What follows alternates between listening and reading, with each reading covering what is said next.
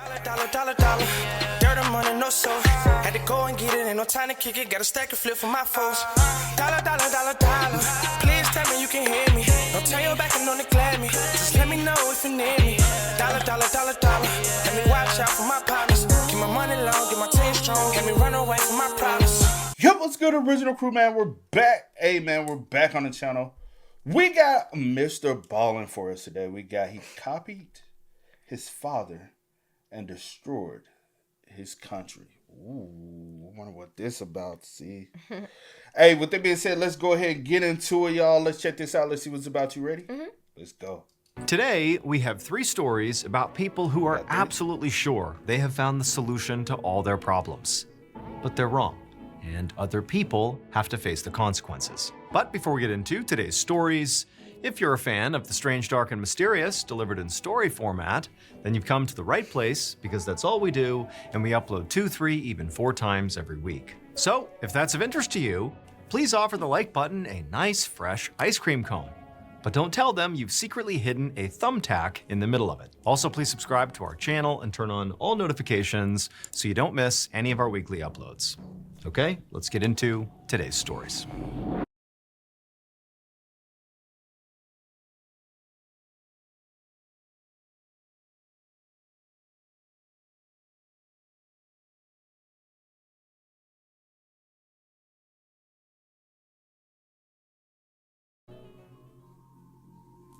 Very late at night on May 19th, 2014, a young man named Yusuf frantically dug a shovel into the dirt behind his home in the city of Fez, Morocco. He was on the verge of absolute panic, so he kept trying to take deep breaths while he worked to calm himself down. But to be honest, this was basically impossible, because lying next to the hole that he was currently trying to dig was a woman's dead body. So just a few hours ago, Yusuf had actually been on a date with this woman. Her name was Mina El Houari, and she lived more than 1,000 miles away in France. But she and Yusuf had met online, and they had been talking long distance for a few months, and that morning, Mina had flown down to Morocco so they could finally meet in person. And Yusuf had been incredibly nervous about this meeting. But when Mina had arrived at his house a few hours earlier that night to go on this date, everything had actually gone exactly right. He had made her dinner, and their conversation had been super easy and very lively, and they were like laughing a lot of the time. It was like their chemistry online had perfectly translated to real life. It was great. That was until all of a sudden, in the middle of their meal and in the middle of laughing and having this wonderful time, Mina had gotten this weird spaced out look on her face, and then she abruptly collapsed on the floor. Yusuf had immediately rushed over to her to see if she was okay, but he quickly realized she hadn't just collapsed. She was dead. And Yusuf, he had no idea why or how this was even possible. I mean, nothing had happened. They had just been talking and laughing and eating, and then she just dropped. And it was so shocking that Yusuf hadn't been able to think straight. I mean, even now, as he was digging this hole, his mind was a mess, and it was hard to focus on anything. But he did have one sort of single clear thought that he just kept going back to that was driving his current behavior, which was everybody was going to think he killed her. I mean, the whole situation was undeniably weird and hard to believe. He knew the police would never buy that Mina had just randomly dropped dead immediately after flying to Morocco to meet him for the first time. Like, it immediately cast suspicion on Yusuf. I mean, he knew that what everyone was going to assume, police included, was that he had lured Mina there and then killed her. And there was no one else who saw what actually happened, who could, back up what he actually saw. And so it was just kind of his word against what people saw. And so he knew he looked incredibly guilty. And so to Yusuf, he felt like even in the best case scenario, he was gonna very likely spend a long time in jail before his name was ever cleared of this. And worst case, he'd be convicted of a murder he didn't commit, and then he would just stay in jail. And so Yusuf had decided the only thing he could do, based on sort of his knowledge, at least as he saw it, of what had happened, the only way he could protect himself was to try to cover everything up. Yusuf dug as fast as he could, constantly looking over his shoulders, making sure his neighbors weren't watching or that nobody was outside. And then finally, after what felt like forever, when he felt like the hole was deep enough, he put the shovel down, and then he took Mina's lifeless body, he rolled her into the hole, and then he covered her right back up and just hoped that this was going to be enough to keep him from getting in trouble. Now, Yusuf, after this was done, had sort of half expected to feel relieved that he had, taken care of this problem. But over the next few days, he was so anxious about getting caught that he felt sick to his stomach most of the time. I mean, he couldn't function at work, and he canceled plans with his friends, and he could barely sleep. And then one morning, his worst nightmare came true.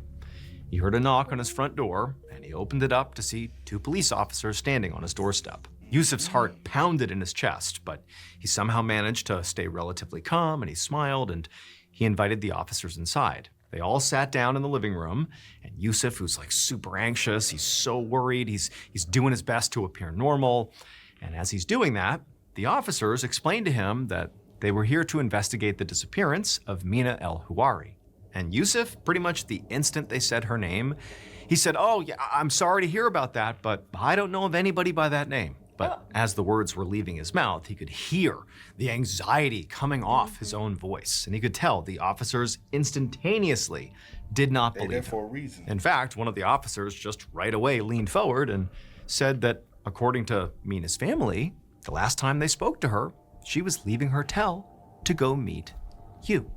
Yusuf froze for a moment, and then he opened his mouth to try and respond, but his mind just went completely blank. He couldn't believe how stupid he was to have not even considered the fact that Mina's family might know where she was going. He knew that trying to cover this up had just made him look way more suspicious, and now he couldn't think of any way to get out of this, except by telling the truth. And so Yusuf just began sobbing, and he blurted out the whole story. Mina had been at his house that night, and she'd just suddenly died, and he'd panicked, and he'd buried her in his backyard, but he insisted that he didn't kill her, and he begged them to just do an autopsy because it would prove that he was not responsible. She was dead. He just buried her. The officers were shocked by what they were hearing. I mean, this immediate confession that the person they're looking for is dead. I mean, this was shocking. One of the officers immediately jumped up with a cell phone and called for a forensics team. And the other officer who had just heard this confession just looked at Yusuf and shook his head. And Yusuf, who was feeling horrible at this point, he just put his face in his hands and he cried, and he thought to himself what a horrible mistake he had made, covering this up. And he knew now for sure he was going to be in an incredible amount of trouble.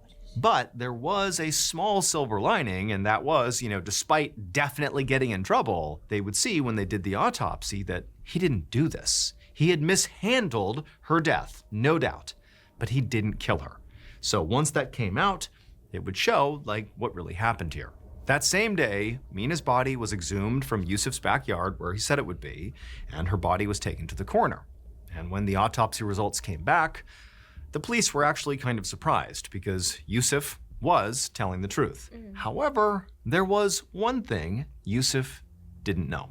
Just like Yusuf had told the police, he was not responsible for Mina's random collapse on his floor during their date. Mina actually had undiagnosed diabetes, and she had collapsed due to critically high blood sugar. So that part was true. But Yusuf's steadfast belief that he did not kill her was not correct. It would turn out that in his state of panic after Mina collapsed, Yusuf, who was very impulsive, had not been careful in confirming that Mina was actually dead. Because it would turn out she wasn't. Mina, because of her diabetes, was in a diabetic coma. So when Yusuf buried her, she was still alive. He'd been so desperate to avoid getting in trouble for murder that he'd committed a murder. When the autopsy results came back, they showed Mina had died from suffocation after being buried in the ground. A truly horrific way to die. As for Yusuf, he was charged with involuntary manslaughter. Damn. That just made me sick to my stomach. Did it? Yes, because it's just so scary. For her to even come up out of that, and she lives underground, not knowing what happened. You know what I'm saying? or how she got there. My thing, just call. You know, you didn't have nothing to do with it. Just call paramedics so that they can come and check her. Like, I know how it may look, but she wasn't deceased. Yeah. So even I just don't understand the panic of covering it up. Like, it doesn't make sense to me. And they would have been able to check and check her vitals and check all that stuff out and be able to determine that. So you still told them. At the end of the day, it's still, you know. Yeah. That's sus, man. Yeah, rest in peace to Mina. Yeah, R.I.P., man. That's...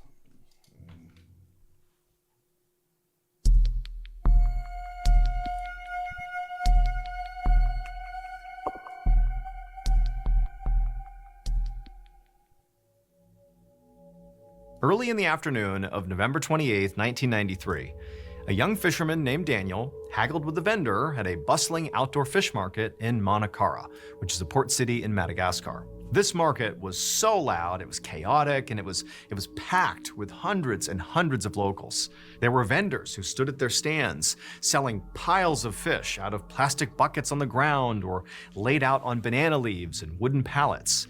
And it was already getting very hot, and the air was buzzing with flies while stray dogs wandered through the lines of customers. But Daniel was not buying from these vendors. He was selling. Because earlier that morning, he and his fishing crew had pulled in their nets and found a 6-foot-long bull shark tangled up in their netting. And for Daniel, I mean, this was literally the catch of a lifetime. This shark had so much meat on it, he was sure it would sell for more than his crew normally made in a whole month. I mean, this was huge. And so Daniel and this vendor, they haggle for a bit longer, and then they finally settle on a price. And Daniel, can't believe the vendor's gonna pay that much money. I mean, this was an astounding amount of money. And then as the vendor pulled out a big wad of bills and began peeling off how much he was gonna pay Daniel, I mean, Daniel couldn't believe it. This was not just the most money he had ever made at one time in his life. I mean, this was easily the most. But more than that, this was literally the most cash he had ever seen in person all at once. This was life-changing money. And as soon as those bills were handed over to Daniel, for a moment he just looked at the money like, how can this be real? But then he folded them up, he stuffed it in his pocket, and then he handed off all the shark meat, and then he turned and he walked out of the market. Later that night, Daniel sat at the dinner table with his family while his uncle raised a cup to toast Daniel's big catch. The family had actually already spent a little bit of the money that Daniel had earned from the shark on this celebratory meal. The table was full of food and alcohol. I mean, this was a feast. And Daniel, he was feeling really proud. He was actually the youngest fisherman in his family. So the fact that he had been the one who made this catch was a really big deal. And so once his uncle finished this elaborate toast about how great Daniel was, Daniel just smiled and then downed his own cup in a single gulp. And the alcohol really burned his throat, but he managed to get it down without wincing, and then he told everyone to dig in. About 6 hours later, Daniel woke up covered in sweat. His tongue was tingling like he had just eaten something really spicy, and there was also this strange metallic taste in his mouth. He tried to sit up and he realized that actually his legs were tingly too. The burning sensation in his mouth kept getting worse and worse until Daniel was desperate for something to drink. He tried to stand, but he fell right out of bed, knocking over his lamp. And the crash brought Daniel's aunt and uncle running into the room, and Daniel, he told them to please get him some water. So his aunt, in a panic, she turned and she ran out and came back a few seconds later with a cup of water. Daniel, he grabbed the cup and starts chugging as fast as he can, but the water burned horribly and he spat it out and he screamed in pain. And then he turned to his aunt and he yelled at her, asking her why had she brought him scalding hot tea. But she just looked at him confused and said she hadn't. It was just regular room temperature water. A few hours later, and Daniel's symptoms were only getting worse. So his aunt, she went outside and she flagged down a man that was pulling a rickshaw, and she asked him to please take Daniel to the hospital. And the guy said he would. And by the time they got to the hospital, Daniel, in addition to his other symptoms, now also had a pounding headache, and he was beginning to fade in and out of consciousness. And so because of that, Daniel's aunt and uncle, who had come with him, had to physically help lift him off the rickshaw and sort of carry him into the hospital. And then as soon as they were in the hospital, Daniel heard his aunt gasp. And so Daniel, he lifted his head up to see what she was reacting to. And for a second, in his delirium, he thought maybe he was back at the fish market, because there were people everywhere packed together in like a dense mob filling up every inch of the room. But then he realized this was not the fish market, this was the hospital, and these were all the other people trying to check in to the emergency room. But then Daniel's vision began to go, and he was sort of in and out of consciousness again, and before he knew it, he was being laid out on a stretcher and carried over to this hallway, which was somehow even more crowded and more chaotic than the waiting room. And all around him, despite not really having a good sense of what was going on, he could still tell that there were nurses and doctors running back and forth treating patients right there in the hall. And the patients all seemed to have gone crazy. Daniel could see there was one man who was writhing around in obvious physical pain while a nurse just sort of dabbed his forehead with a wet washcloth. And this man was shouting that the towel was too hot, while the nurse kept saying that it was not, it was cold. Other patients were complaining that it was freezing in the hall, even though they were visibly sweating profusely. And a woman that Daniel couldn't quite see kept screaming about a hot stethoscope, which didn't even make any sense. It was totally surreal. It was like the entire city had descended on this hospital and everybody had gone mad. But then through all this madness, Daniel heard one of the medical staff shouting that they needed more respirators because they had just lost another patient. By the end of that day, this hospital was completely overrun with people all over the city who all had the same symptoms, including numb or tingling limbs, headaches, confusion, and feeling that anything cold was hot and anything hot was cold. Now, the doctors and the medical staff had no idea what was causing this outbreak. But very quickly, these patients began falling into comas and then dying by the dozens. Ultimately, the local medical staff, the local doctors, had to call in a team of outside investigators, experts, to come in and figure out what was going on here. And those investigators tracked the outbreak backwards to where it all started, and their search led them to the Manakara fish market and to Daniel. It would turn out Daniel had been right. That huge shark that he caught really was the catch of a lifetime. But it would turn out these same qualities that made the shark so valuable also made it deadly. The shark was valuable primarily because it was huge, with enough meat to feed a whole community. But sharks basically keep growing until they die. So the reason that this bull shark was so big was because it was so old. And during the many years it had been alive, it had consumed an enormous amount of something called ciguatoxin. Ciguatoxin is a chemical compound produced by a very specific kind of algae. Fish eat this algae, and then sharks eat the fish, and the toxin builds up in the sharks' bodies over time. Now, this is not really a problem for the fish or even the sharks, but for the humans who eat those sharks who have this toxin in them, it causes ciguatera poisoning, which has very bizarre neurological symptoms, like feeling that anything cold is actually excruciatingly hot, and vice versa. Now, in most cases, this is not fatal, but Daniel's very old shark had spent literal decades accumulating ciguatoxin until its meat was off the charts toxic. And because this shark was so big, there was so much toxic meat, and that vendor who bought it from Daniel, he sold that meat to hundreds and hundreds of people at the fish market. And Daniel and his family, they didn't buy any of this meat. They just kept a portion for their dinner that night. That was part of their celebratory meal. All told, around 500 people got sick from this shark. 188 of them wound up in the hospital, and 98 of them died, which means Daniel's shark actually killed more people than every single great white shark attack in recorded history combined. All by itself, this one bull shark made its species the deadliest shark in the world. Wow. I ain't gonna hold you. I would never eat shark meat anyway. even when I was. And I understand, get it. You know what I'm saying. Some people they have, you know what I'm saying, consume what they can consume, but That's a lot of people. what you said, almost 100 people gone. Yeah. Rest in peace to all them people. That's. I've never heard about that though, and that's a tragedy. Mm-hmm. Like you gotta, cause don't in some cultures they do eat shark though, like a delicacy. Oh. You ain't never heard about that before, huh? No. I don't think so, no. That's crazy. Sorry. But yeah.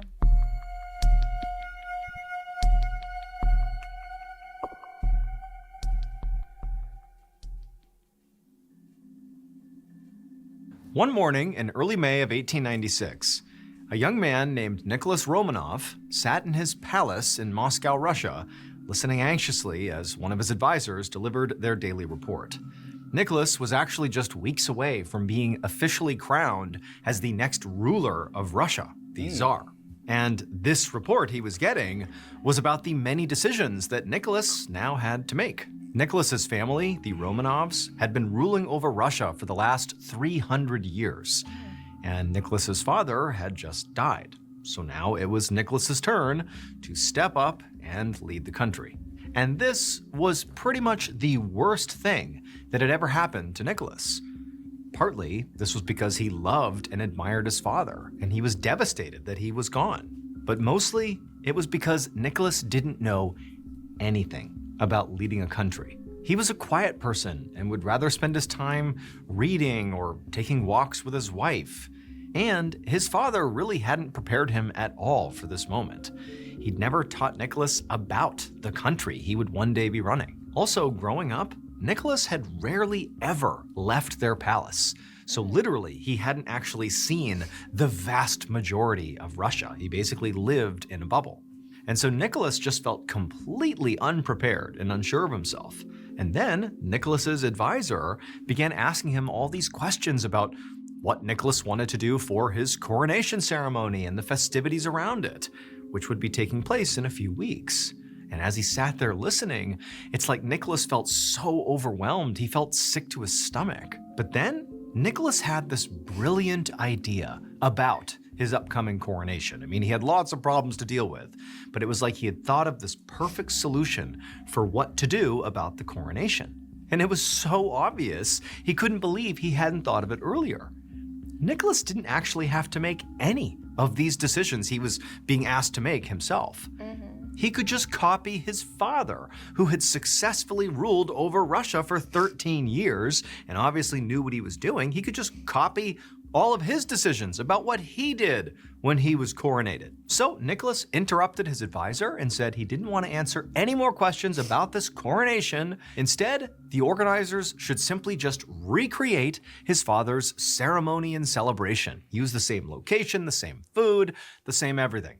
At this, Nicholas's advisor sort of looked at him with a strange look in his face and asked if Nicholas was really sure about that. And Nicholas just nodded and said, yes, of course. So the advisor nodded and hurried off. And Nicholas exhaled with relief. After that, Nicholas just spent the next few weeks in a much more relaxed state. He obviously was going to have lots more problems and issues that he would have to deal with as a czar. But really the coronation had become like the big stressful thing for him because it was so soon, and now he had solved for it. And so he had just gone back to reading and taking walks and just sort of taking it easy.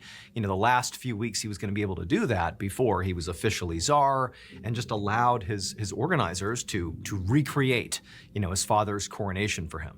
And they did just that. You know, per Nicholas's instructions, the organizers really set up the exact same event they had held 13 years earlier for his father. They invited the general public, and they used the same venue for the festivities called the Kiddandceemgmt Field, which is just outside of Moscow. And they made sure there'd be the exact same food stalls set up to hand out the same sausages and bread rolls and little souvenir cups to the public. And the same musicians were there to perform and entertain the visitors until Nicholas made his imperial entrance. It was all exactly the same. And then finally, after all the preparations had been made, the day finally arrived. Early in the morning on May 30th, Why he just he could have asked, "What did my father do?" What did? No, so Coronation Day, a reporter named Vladimir Gilyarovsky tried to push his way through the huge crowd at Kadinka Field, this massive area that spanned over a mile wide with a pavilion and stage in the middle of it. Vladimir was there to cover the new Tsar's coronation, and he was so far really impressed by the turnout. I mean, the actual celebration hadn't even started yet, and already there were hundreds of thousands of people packed into every inch of this enormous field. Now, Vladimir remembered the celebration for Nicholas's father's coronation, but there had not been nearly as many people at that one. And so Vladimir, at some point, he began trying to make his way over to the food area, but he could barely move. The crowd was so dense that like each step he took was basically just a small inch forward. It was like you couldn't go anywhere. And as Vladimir is trying to navigate this mob, he heard someone yell something to the crowd. And all the people around Vladimir started repeating what had just been yelled to them, like they were passing it along across the entire crowd over and over again until it was like everybody was yelling it. And as this happened, Vladimir felt like the energy shift around him. The crowd, who had been sort of restless before, now it was like they were all moving with a purpose, all moving at once. Like everybody was trying to move in the same direction. And as this happened, as Vladimir was doing his best to kind of go with the flow here, he began hearing people scream. But before Vladimir, or anybody else for that matter, could even react, everything just became a blur of more screams and just mass panic with limbs and bodies all shoving against him and falling at his feet. And then at some point, Vladimir was so compressed by all these people that he couldn't move, he couldn't breathe, he couldn't scream. He was just stuck. Damn. So Nicholas Romanov had decided he would copy his father's coronation, go with the flow here. Oh shit! I think I know where he's going. Sorry, y'all. YouTube be tripping. I think I know where he's going, dog. Do you? I have an idea. Now Chad be calling you out on that. See? So Nicholas Romanov had decided he would copy his father's coronation celebration exactly as it happened. He was just going to mimic that exact same thing. And it would turn out that choice seemed like a good one, but in practice was a very bad choice. Because Nicholas, despite being Russian and living in Russia and about to be in charge of Russia, did not know the first thing about his country. He didn't know about the country's economics or politics or social issues. He lived in his bubble in the palace. And so because of that, he didn't realize that the Russia that he was inheriting was not the same one as the one his dad had inherited. And it would turn out this Russia was starving. At Nicholas's father's coronation celebration, they had handed out bread rolls and sausages to the people who came. And so Nicholas told his advisors to advertise the same thing for his own celebration. But in a literally starving country, this meant when those advertisements went out that there would be free food at this coronation, this meant a gigantic horde of 500,000 starving people showed up, not to see their new czar, but to eat. And the number of people who showed up looking for food was way more than the organizers had planned for. And once all those people had descended on the field and were eating that food, at some point, one of those people saw the food was dwindling and they yelled out to the crowd that the food was almost gone. That was the phrase that the reporter, Vladimir, heard people yelling and then repeating, which caused the panic. People began to rush towards the vendors to get the food before it ran out, and it caused a massive stampede. And so for hours, the crowd shoved and pushed and fought and ran over the bodies of people who had fallen. Ultimately, around 1,300 people were suffocated or trampled to death right in that field. And that reporter, Vladimir, who had been on the ground and saw it firsthand, he survived. And he wrote a detailed article about how horrible it was. And the media, generally blamed Nicholas for the whole thing. So Nicholas's reputation, which he'd tried to bolster by copying his successful father, was completely destroyed before it even began. And in fact, for the rest of his reign, the people called him Nicholas the Bloody. The country only continued to face economic problems under Nicholas's reign. And in fact, 22 years after he became czar, after this tragedy at the coronation, a group of revolutionaries murdered Nicholas the Bloody and his family and ended monarchy forever in Russia.